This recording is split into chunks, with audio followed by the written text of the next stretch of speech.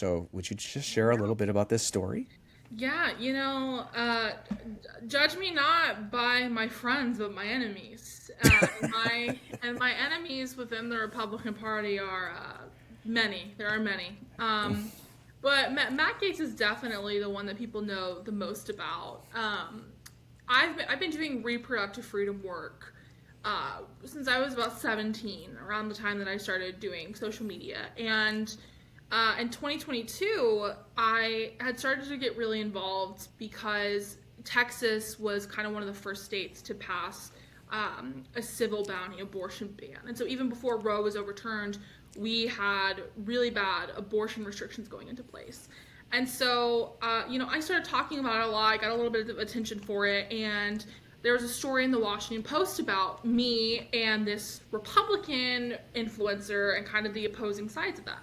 Well, the story came out, and then I didn't really think there was much about it until I got a text one day from one of my friends who said, I hope you know Matt Gaetz is talking about you on Twitter right now. And I was like, what are you talking about? And so a few weeks prior to this, Gaetz had gone and spoken at this Turning Point USA rally where he talked about basically about how he thought like all abortion rights activists were ugly and short and fat and whatever, and how they were all like 5'3".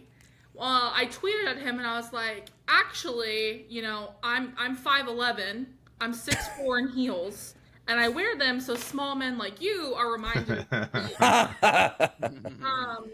And he ended up tweeting a photo of me from that Washington Post article in response to this I think it was Newsmax or something, like wrote an opinion piece about how Gates's opponents were sure to be offended by something he had said. So he used my photo, to which I was confused because it's like, I guess I'm your political opponent.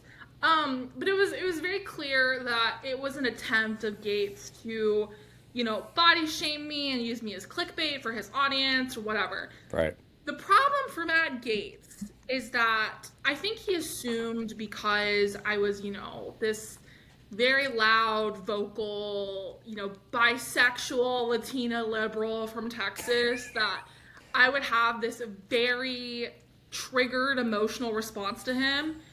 And I just quote tweeted him because at the time I was 19. I was still a teenager. I just graduated high school, and he does likes teenagers. Yeah, I mean, let's be honest. Like, so you were too old for him. Well, so I quote tweeted him and I said, "Look, I know you're into teenagers, but 19 is pushing it, don't you think?"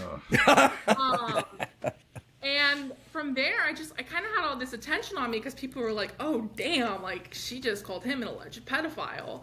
And this was right around the time, Roe was overturned. So I just took this attention I had and we started raising money for abortion funds. And it was me raising it in spite of Matt Gaetz, using him as the headline, posting memes about him, like me photoshopped as like the Undertaker standing behind him. And people loved it. It trended on Twitter. And, within 5 days, we were able to raise $2.3 million. Wow. For 50 abortion funds across the country because of Matt Gaetz.